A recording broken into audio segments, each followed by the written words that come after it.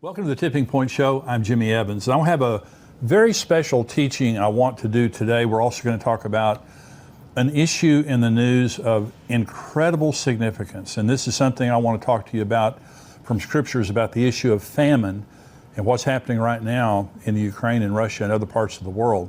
And I'm going to answer some questions. But I want to get into this issue of the GOG and Magog war, what's happening right now in Russia, what significance does the war in Ukraine have?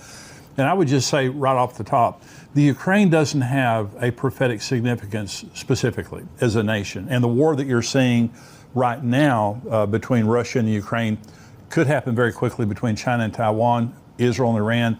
There are hot spots all over the world. But Jesus said, when they asked him about the end times, this is Mark chapter 13, beginning in verse 8, it says, Jesus answering them began to say, take heed that no one deceives you, for many will come in my name saying, I am he, and will deceive many. But when you hear of wars and rumors of wars, do not be troubled, for such things must happen, but the end is not yet. For nation will rise against nation, kingdom against kingdom, and there will be earthquakes in various places, and there will be famines and troubles. These are the beginning of birth pangs. Now, this is significant because what we're seeing right now is an increase in earthquake and seismic activity, volcanic activity all around the world. Pestilences is mentioned there. We're at the end of a 2-year pandemic, hopefully the end of it, but we've had this incredible pandemic and famines, which I'm going to talk about in just a minute, which is a major, major end time sign. And so the war in the Ukraine doesn't have specific significance prophetically, even though it's a part of the birth pangs. It's a part of nation against nation, kingdom against kingdom, all those things. And so, by the way, the Ukraine is the breadbasket of Europe. The Ukraine is a major exporter of produce. And what's happening right now is going to already is disrupting the supply chain of wheat and barley from the Ukraine and from Russia. And I'll talk about that more in just a minute. But let me talk about the GOG and Magog war, because Russia is a major end times player. They have a major role in a war that is about to happen, I believe, very soon. The GOG and Magog war is what this is known as. Ezekiel 38, beginning with verse 1, says, Now the word of the Lord came to me, saying, Son of man, set your face against Gog of the land of Magog, the prince of Rosh, Meshech, and Tubal, and prophesy against him, and say, Thus says the Lord God, Behold, I am against you, O Gog, the prince of Rosh, Meshech, and Tubal. I will turn you around, put hooks in your jaws, and lead you out. With all your army, horses, and horsemen, all splendidly clothed, a great company with bucklers and shields, all of them handling swords. Persia, Ethiopia, and Libya are with them, all of them with shield and helmet. Gomer and all its troops, the house of Togarmah from the far north, and all of its troops, many peoples are with you. So this is a prophecy that has not happened. Now, some people say this has happened before. It has never happened before. There has never been anything like this happen related to Israel with all these players involved. Now, these are ancient names. This is Gog, Magog, Meshech, Tubal, Persia. These are all ancient names. And so this is being written to a man. God says, prophesy against Gog and say to Gog, I am against you, Gog. And then he talks about he's the leader of Rosh, Russia, Meshech, and Tubal. Now, when I'm going to talk to you about who these nations are, and there's argument within the Christian community, and some people say, well, Rosh isn't Russia, and that, and this nation is this nation is this. Well, there's two things. One is I'm going to talk to you about what the people that I, respect, believe related to the identity of these nations. The other thing is you just look at reality. What's happening in the world right now is exactly what this scripture written 2,600 years ago from Ezekiel, he specifically geopolitically identifies the exact makeup of our world right now, beginning with Russia. And so Gog is the leader of Russia, and it's also talking about Magog. Gog is a person, Magog is a land. So let me show you a map here and talk about just the identity of these nations and where they are. Now, you'll notice, first of all, this is Israel right here. Israel's this tiny little nation. All these arrows on this map are pointing right here to Israel. Israel's about the size of New Jersey. If you put Israel in Lake Michigan, you would have room left over. So everybody is against this tiny little nation here. And you notice it says you're going to come from the far north, is what it said there in Ezekiel. Look here. If you come right here to Israel, to Jerusalem, by the way, when the Bible gives directions, it's always giving directions from Jerusalem. North means north of Jerusalem. East means east of Jerusalem. So here's Jerusalem in Israel right here. If you go directly to the far north, you hit Moscow right up here. This is Russia. Rosh is Russia. Russia is this massive country up here. Right now it takes up 1/8 of the landmass of the world. It's a massive country. So this is Rosh. Notice the Ukraine here. And some people are asking, is Ukraine a part of Rosh or Magog or whatever? It is possible, and there is an argument, a discussion about this in the theological community, and that is probably part of East Ukraine right here, because this is historically Russian more than West Ukraine over here. And so then you have Magog. Magog is made up of the Stan states. This is Kazakhstan, Uzbekistan, Turkmenistan, Kyrgyzstan, and Afghanistan, possibly Afghanistan. This is Magog here, all the Stan nations. Persia is modern day Iran, okay? And so the Iranians are not Arabs, they're Persians. And so, by the way, the Persian people are a wonderful people. People in Iran, there's a huge revival going on in Iran. Their government is crazy. The Muslim leaders of Iran are radical Muslims, but the people are precious. And by the way, they would overthrow their government today if they could. They hate their own government. So the Persians are here. Then you have Gomer, Togarmah, Meshech, and Tubal, modern day Turkey here. Now Syria will be a part of the battle for sure. It says many peoples are with you. And so Syria, maybe Egypt and things like that. So then you have over here Libya, that mentions the nation of Libya. Libya, possibly parts of Algeria, and then Ethiopia, which is modern day Sudan here. Guess what two nations in Africa will not recognize Israel's nation? Libya and Ethiopia and modern day Sudan. And so exactly what the Bible said would happen has happened. And you say, well, what do these nations have in common? They're all allies of Russia. They're either directly controlled or heavily influenced by Vladimir Putin. They buy their arms from Russia here, and they all hate Israel. Russia is not Muslim, a little bit Muslim, not really Muslim. These are all Muslim nations. All these nations, Persia, Put, Ethiopia, all these are Muslim nations. They hate Israel. They would destroy Israel in a heartbeat if they could. So this is what they have in common, and they all exist today. Here's another interesting point. Ezekiel 38 talks about Sheba and Dedan, and it says Tarshish and her young lions. Now, Dr. Mark Hitchcock believes that Tarshish was a Phoenician outpost there in Spain, just talking about the West. It says that Saudi Arabia here, the Arabian Peninsula here, along with the West, some people from the West, will challenge when the Gog and Magog alliance begins to attack Israel. They're going to be challenged by the Saudi Arabia, this peninsula here, and also from the West. Here's the interesting thing. Saudi Arabia, Qatar, the UAE, Oman, all these countries here, these are pro-Western countries. They do not align. In fact, Saudi Arabia and Iran hate each other. And so it's interesting that exactly what the Bible said would happen in the end is happening right now.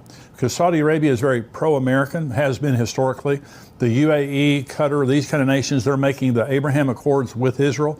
So all of these nations here are aligned with Russia, hate Israel. These nations here are pro-Western and either have agreements with Israel through the Abraham Accords, or they have a friendly relationship with the West. So exactly the way the world is supposed to happen is the way it's happening right now. And to all the people who would argue that Rosh, is not Russia or whatever, look at what's happening in the world right now. Now, there's a leader right now named Vladimir Putin. I believe if this is a current prophecy, I believe he's Gog. I believe that he is revealing himself as being Gog. God says, I'm against you, Gog. And all these nations that you control, I'm going to put a hook in your jaw, and the hook in the jaw was an animal hook that when an animal wouldn't do what the owner wanted, they would put, like a donkey, they'd put a hook in his mouth and drag him around.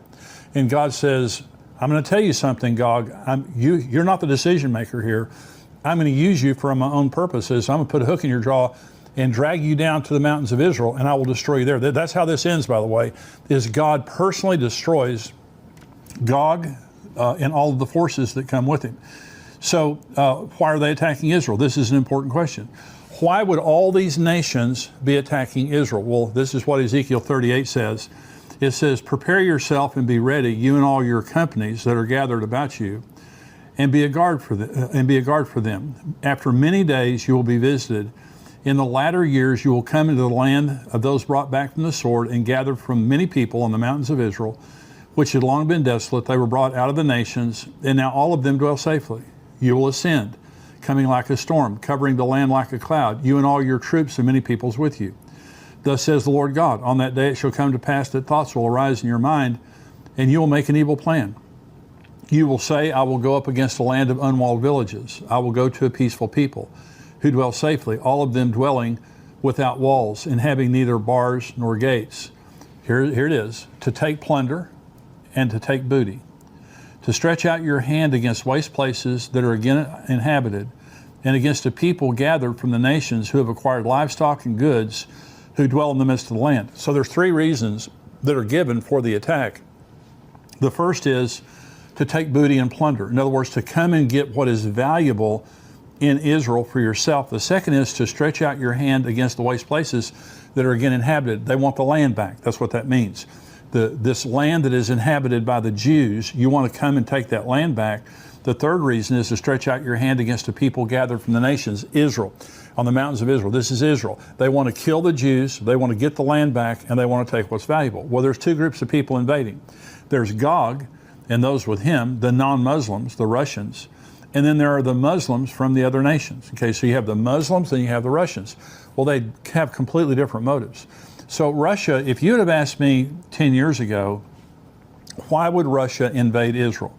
What does Israel have that's so valuable that Russia would invade them? I would have just said to you, unless you like swimming in the Dead Sea, I don't know why anyone in the world would attack Israel to get what they had.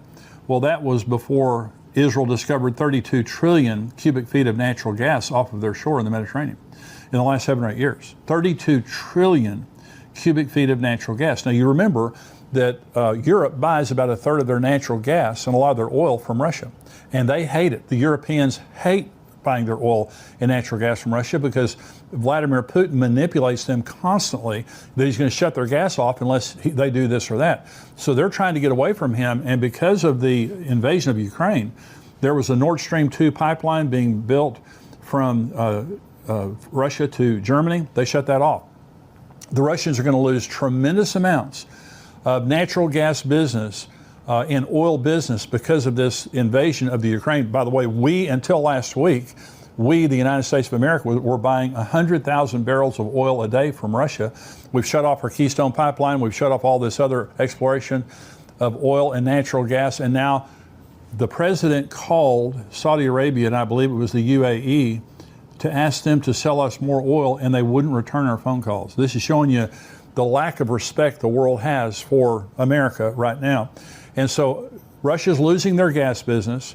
They're losing some of their oil business. The world is boycotting them. And at the same time, Israel is building the East Med pipeline through Cyprus and Greece to the European continent that's supposed to be finished in 2025. And Israel will become the replacement for Russia to sell billions and billions and billions of dollars worth of natural gas to the European continent. And by the way, Israel's already selling their natural gas to Egypt, to Jordan, and marketing it to other Middle Eastern countries, which is also cutting into the Russian business.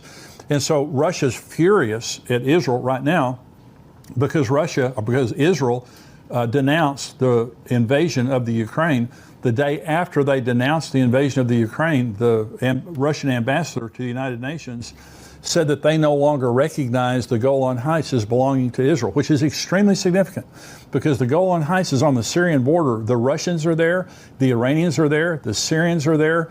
All of them that are part of this GOG-MAGOG, they're sitting right there on the northern border of Israel, and the Golan Heights gives whoever has the Golan Heights has a strategic advantage because Israel sits below the Golan Heights. They use it as a place to bomb Israel. That's what they did in 1967, the last time the Syrians controlled the Golan Heights. So now the Russians are essentially saying, if the Syrians want to take over the Golan Heights, good, we'll support them. They can have it. And there's no way Israel's going to give that up. And so you have 32 trillion cubic feet of natural gas. If Vladimir Putin could come and invade Israel and take that gas, he would control the gas market for that part of the world. In other words, he wouldn't be losing business, he would be gaining business, and he would be gaining control, and that's what he wants. And by the way, the Russians have a permanent military base in Syria and a permanent naval base in Syria. Bashar al-Assad, who's the president of Syria, is a puppet. He's a very weak leader. He would have been deposed many years ago if it were not for the Russians. And Vladimir Putin controls him because Russians can do anything they want in Syria as long as Bashar al-Assad is there.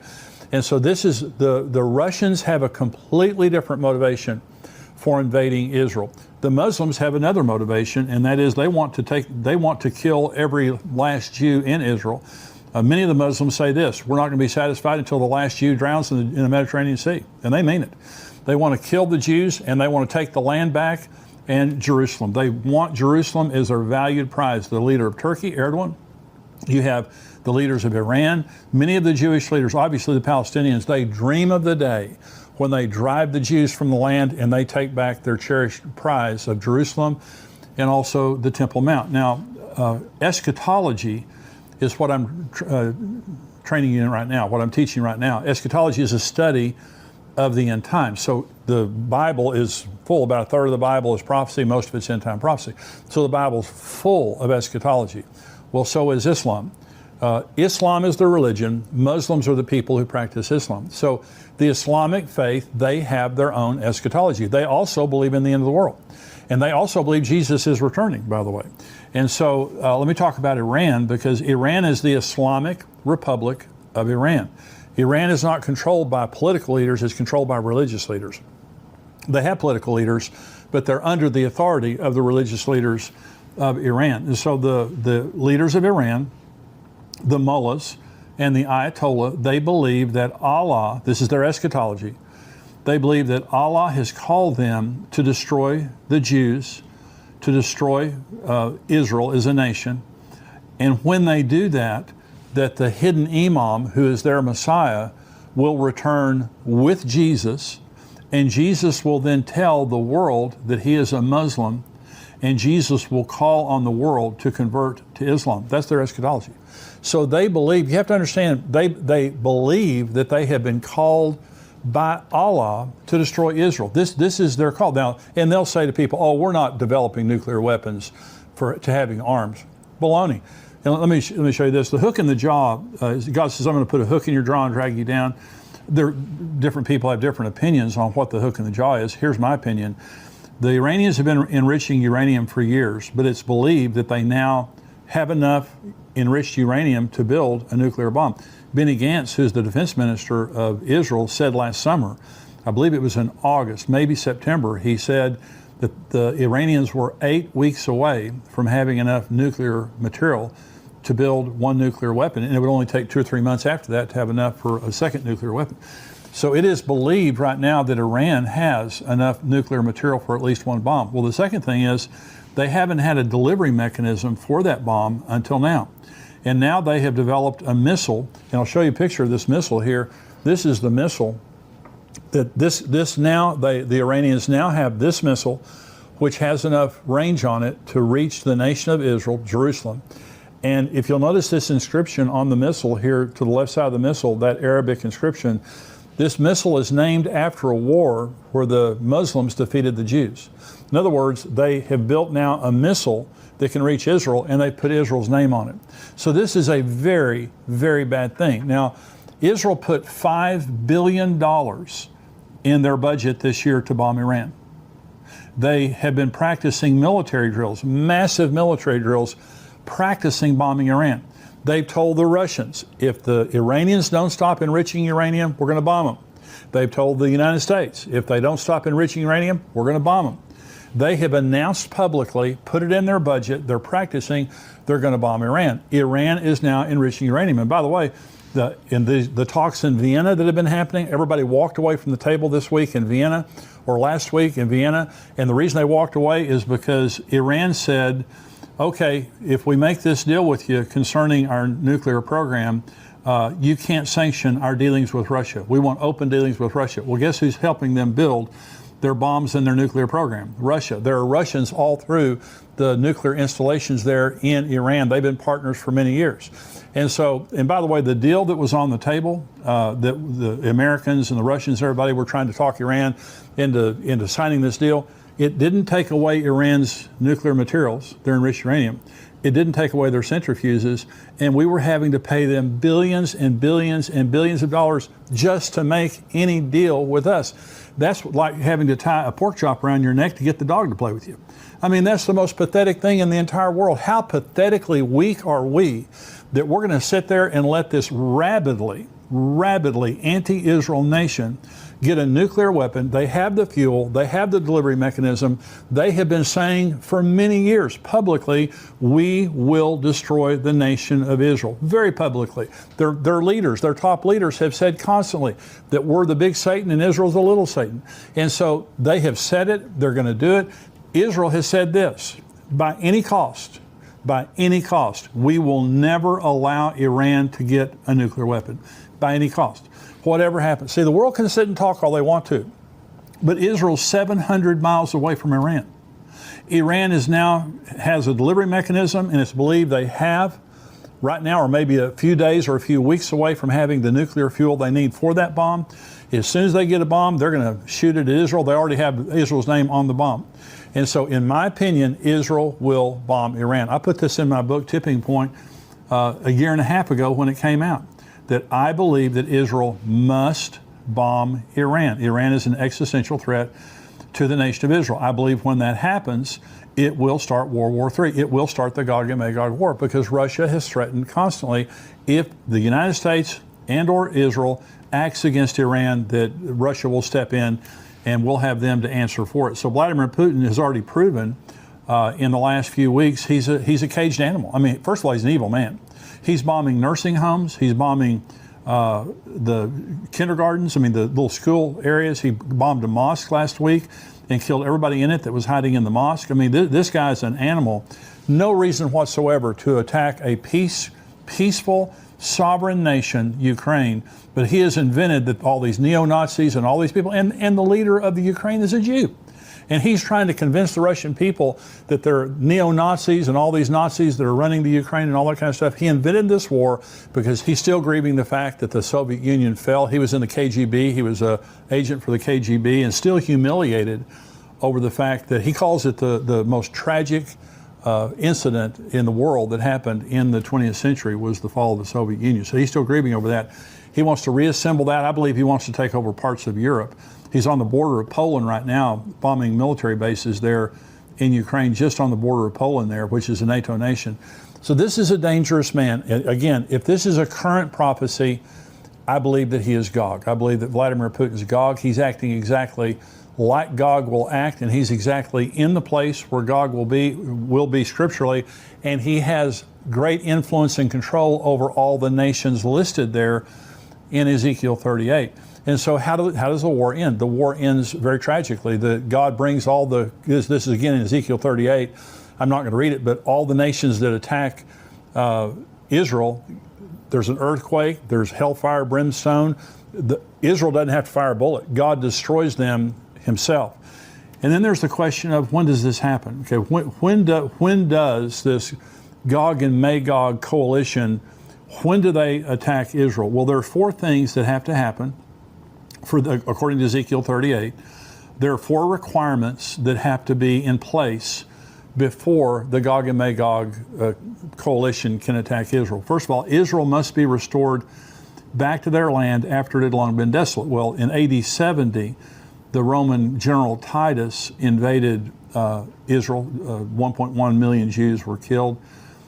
He destroyed Jerusalem, destroyed the Temple Mount, took the Jews back, led them captive, the living Jews. He took them captive back to Rome. Then they were scattered around the world. From AD 70 until 1948, Israel had been desolate, and now they're back as a nation. So you can check that box. Number two, Israel must have come back to the land for many nations. In AD 70, in 500 BC, the first time they were dispossessed, they went to Babylon, and they came back from Babylon 70 years later. That was one nation. But in AD 70, they went to Rome, then they've been scattered around the nations. And so since 1948, They've been coming back from all over the nations. By the way, they're coming back from the Ukraine right now. They've come back from Russia. They've come back from Europe. All over the world, the Jews have come back. You can check that box. Number 3, they must be dwelling securely. Let me come back to that one. Number 4, they must be prosperous. The Israelis are filthy rich. Their tech sector is white hot. They have 32 trillion cubic feet of natural gas that they've just discovered. They export, huge exporter of agricultural produce. The Dead Sea has 1 billion tons of chemicals in it, so on and so forth. The Israelis are very, very, very prosperous.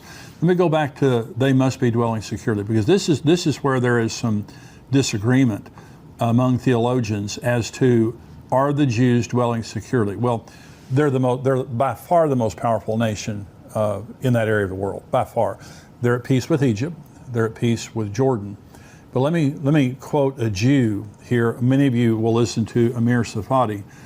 He's a Jew. He lives in Israel. And this is what he said. This is what I heard him say. And that is, they have never had it as good as they have right now. They're powerful. They're dwelling securely. They have, of course, Hamas and Hezbollah and that kind of stuff. But within Israel, the Jewish people, they're dwelling securely without bars and gates, without walls. They do have a big wall that, between them and Ramallah and them and the West Bank. Inside of Israel, I was there in 2017, gorgeous, gorgeous. You drive through the country of Israel, there aren't walls, there aren't bars and gates. Very, very secure. I believe that this could happen anytime. I personally believe this will happen before the rapture or around the time of the rapture.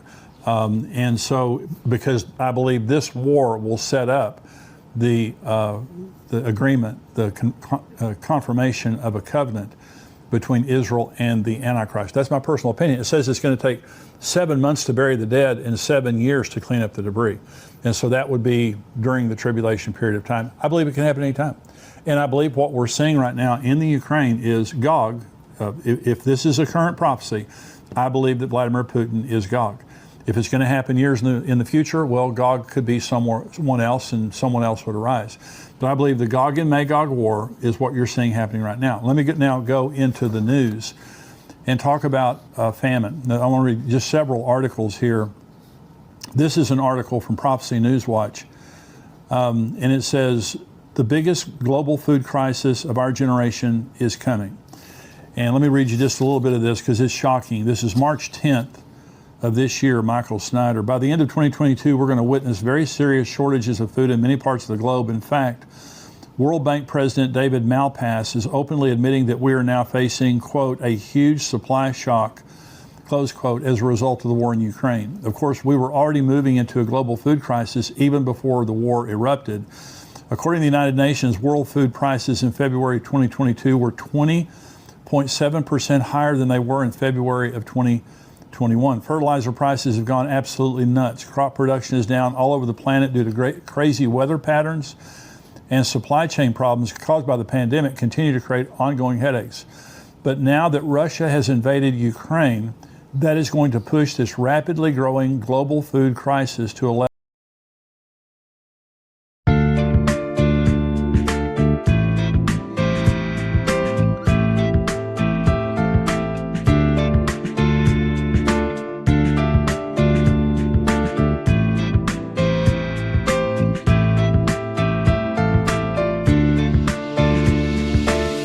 You have changed my life with your words and motivation. You helped me to become a better person. I feel so great about your love. Never felt that before. You have changed my life with your words and motivation. You helped me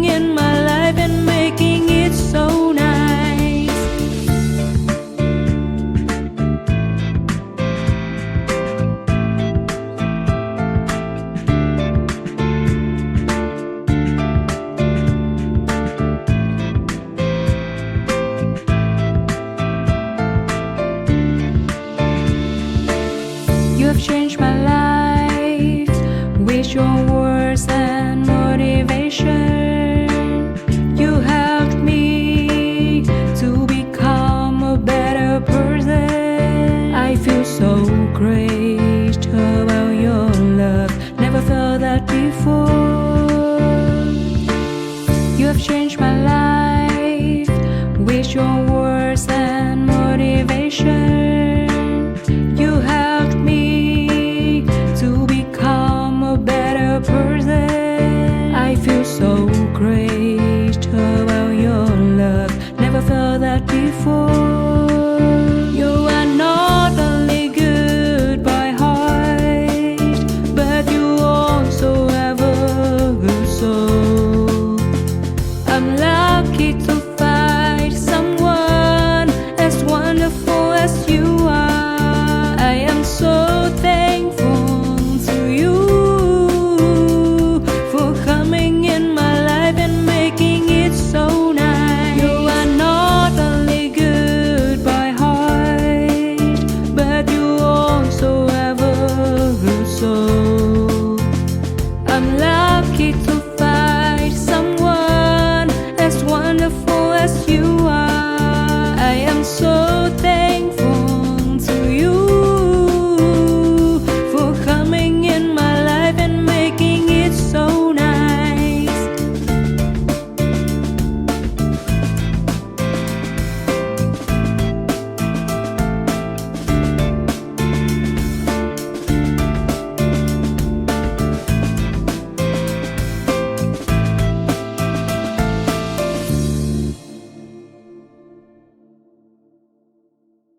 Level that none of us have ever seen before.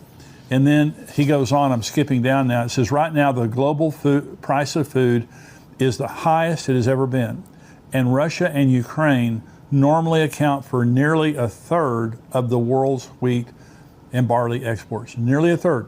See, Ukraine is the breadbasket of Europe. Ukraine and Russia are massive exporters of wheat and barley. And of course now the Ukraine, they don't believe that the farmers in Ukraine will be able to plant a crop this spring. We'll be able to harvest it next fall. That's when real trouble begins. Of course, with Russia, they're sanctioned. We're sanctioning them and everything that they have. They can export to certain countries, but they can't export to the world the way they have been. Let me keep reading here. Things are going to be very challenging in Europe as well because Ukraine normally provides almost 60% of the corn that Europe uses. Ukraine supplies the EU with just under 60% of its corn and nearly half of a key component in the grains needed to feed livestock. Earlier today, I was stunned to learn that it is being projected that China's winter wheat crop could be the worst in history. This is what China's saying. The conditions of China's winter wheat crop could be the worst in history, the agriculture minister said on Saturday, raising concerns about grain supplies in the world's biggest wheat consumer. The USDA is reporting that a whopping 71% of all winter wheat in the United States has been affected by drought. Let me tell you, this is the perfect storm of a food supply shortage that we're going to be witnessing. Already happening because of the pandemic. I went to a place yesterday to eat lunch and I ordered some iced tea to go. And the guy handed me a cup and said, we don't have any covers for these cups, lids for these cups, and we have no idea when we're going to get them. And so the supply chain issue has affected everybody. Well, now it has already affected the global food supply because of the pandemic. Now you have the Ukraine and Russia, the worst ever food crop in China. China can't feed their own people. They have to import food from all over the world, including the United States, to feed their own people. Now they have their worst crop ever. 71% of the winter wheat crop in America has been affected by the drought. I mean, this is incredible. And I'm going to read you some scriptures here in just a minute. But this is another article in the Jerusalem Post. World faces food crisis due to Ukraine war, Russian billionaire Melnichenko says. A global food crisis looms unless the war in Ukraine is stopped because fertilizer prices are soaring so fast that many farmers can no longer afford soil nutrients, Russian fertilizer and coal billionaire Andrei Melnichenko said on Monday. And so, again, this is someone who is a Russian who owns part of the fertilizer business there saying this. One more article here, and this is from Prophecy News Watch. Russia to ban fertilizer exports as China warns U.S. against retaliation. Let me read you a little part of this article here, and then I want to talk about it. Russia's war on Ukraine is continuing to boost food prices while the U.S. and European countries are engaged in economic warfare against Moscow. It appears Russia's turn to strike back has emerged. On Thursday, Russian Minister of Industry and Trade Denis Montarov said Russia decided to suspend fertilizer exports. This comes when global food prices are at record highs and European fertilizer makers are struggling to produce nutrients ahead of the spring growing season, including increasing global food inflation risk. President Vladimir Putin said the fertilizer export ban was a move to ensure stable domestic food prices. This is another sign of growing protectionism worldwide as countries grapple with soaring food prices. Putin said fertilizer markets are deteriorating, making food a lot more expensive. And so if things weren't as bad, I think 13% of the world's fertilizer comes from Russia. So they're going to sell it to the friendly.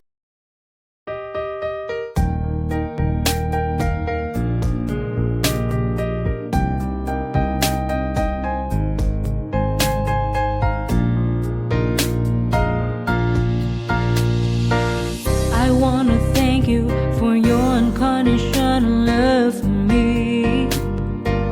You are the most beautiful thing I have ever had in my life. You are the reason, that's why I am living in this world. I wanna thank you for your unconditional love for me. You are the most beautiful thing I have ever had in my life.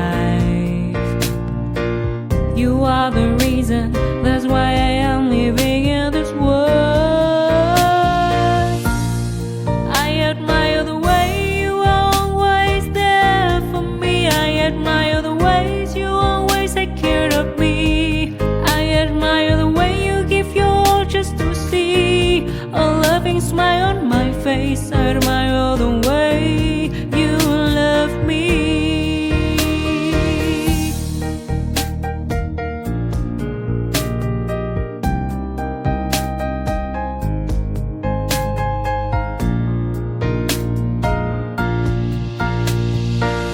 I wanna thank you for your unconditional love for me.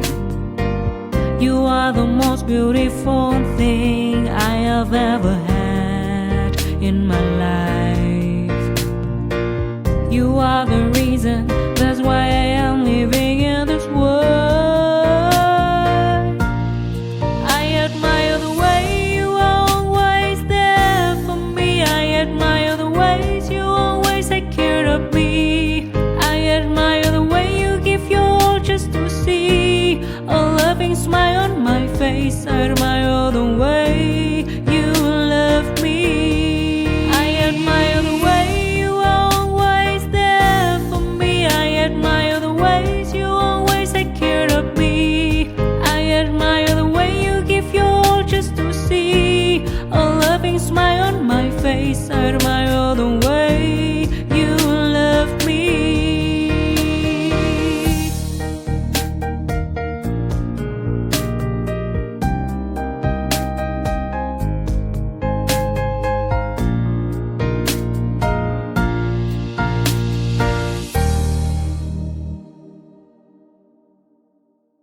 Nations that are friendly with them, but the rest of the world are not. Farmers, the farmers, thank God for farmers. Thank God for the people that raise the food that we eat.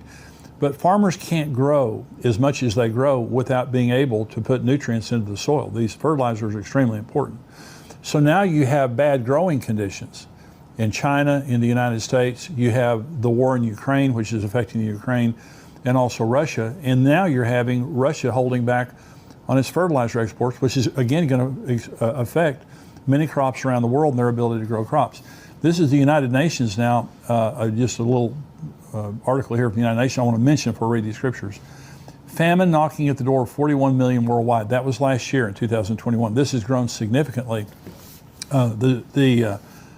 Lebanon right now is rationing flour because they get their flour, much of their flour from the Ukraine. Syria, I just read yesterday that Syria is rationing their food supply there because, again, they get a lot of their food from the Ukraine and Russia and things like that. So this is already affecting nations in the world that are on the verge of famine. But I want to read you a couple of scriptures. This is a scripture that I read you at the beginning of my message. And Jesus said, you'll hear of wars and rumors of wars. Do not be alarmed. This must take place, but the end is not yet. Nation will rise against nation, kingdom against kingdom. There will be earthquakes in various places, and there will be famines. These are the beginning of birth pangs. Now, famines is a birth pang of the end times. In other words, it's something that as famine gets worse, it's like a woman giving birth to a child. It gets worse and worse and worse. And so we've seen famines around the world for the last 70 or years since Israel became a nation. Now you're seeing the contractions getting closer together and a lot harder, that the world is about to give birth, that Jesus is about to come. Here's Revelation 6. And I want to show, so famine is a birth pang on this side, but famine is a major feature of the tribulation on the other side. In other words, what we're seeing right now is setting up the world for the tribulation. This is Revelation 6. When he opened the third seal, I heard the third living creature say, come. And I looked, and behold, a black horse, and its rider had a pair of scales in his hands. And I heard what seemed to be a voice in the midst of the four living creatures saying, a quarter of wheat for a denarius, and 3 quarts of barley for a denarius, and do not harm the oil and the wine. When he had opened the fourth seal, I heard the voice of the fourth living creature say, come. And I looked, and behold, a pale horse, and its rider was named Death, and Hades followed him. And they were given authority over a fourth of the earth to kill with the sword, with famine, with pestilence, and by wild beasts. So this is the Revelation 6. These are the sealed judgments which begin the tribulation. This is when the tribulation begins. So we have 2 horses here. We have the black horse and we have the pale horse. The black horse is released, and world food supply becomes so severe that it takes a denarius, which is a day's wage. It was what the average worker made in one day. Okay, it took a denarius to buy a quart of wheat or 3 quarts of barley. Now the reason it says that is because barley is not as quality as wheat, and it takes 3 times more barley to make up what 1 part of wheat would do. So a whole day's wage to buy enough food to eat for you and your family if you're an average worker. Okay, that's the black horse. Bad news. It says don't harm the oil and the wine. A lot of people have different interpretations of that.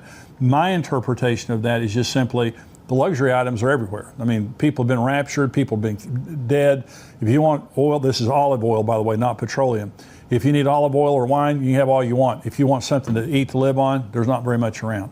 That's just my personal interpretation of it. Then the pale horse comes in, and 2 billion people die. There are about 8 billion people.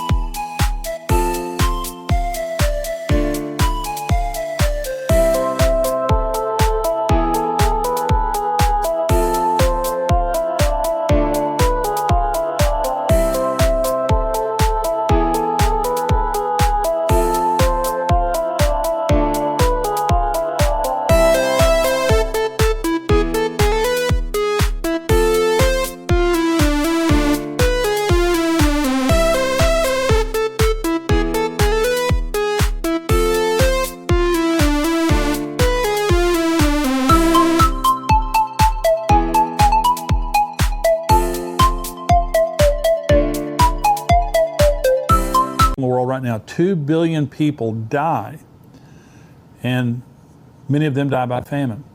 And so famine is a birth pain, but famine is also a part of the judgment of the tribulation.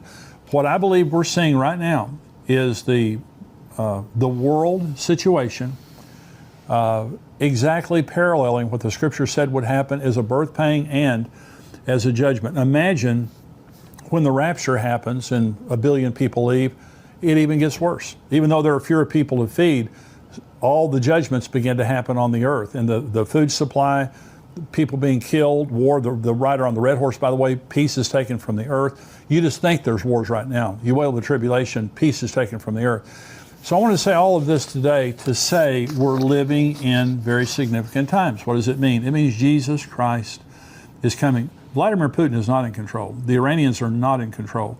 The United Nations is not in control. The United States is not in control. Jesus Christ is in control. What I've read you today was written 2,600 years ago by the prophet Ezekiel, and it's absolutely exactly what he said would happen in the last days. And so we're looking at a world where the birth pangs are announcing. Jesus said, when you see these things begin to happen, look up and lift up your head, your redemption draws near. Next week we have Rabbi Jason Sobel, who's going to be joining me. Very, very interesting person, knowledgeable person, brilliant. He's a friend of mine, brilliant guy. He's going to be joining us next week. But I'm going to do the questions and answers. Next time I'm up with a normal program, I'll do the Q&A. God bless you. Thank you for joining me today. I'll see you next time.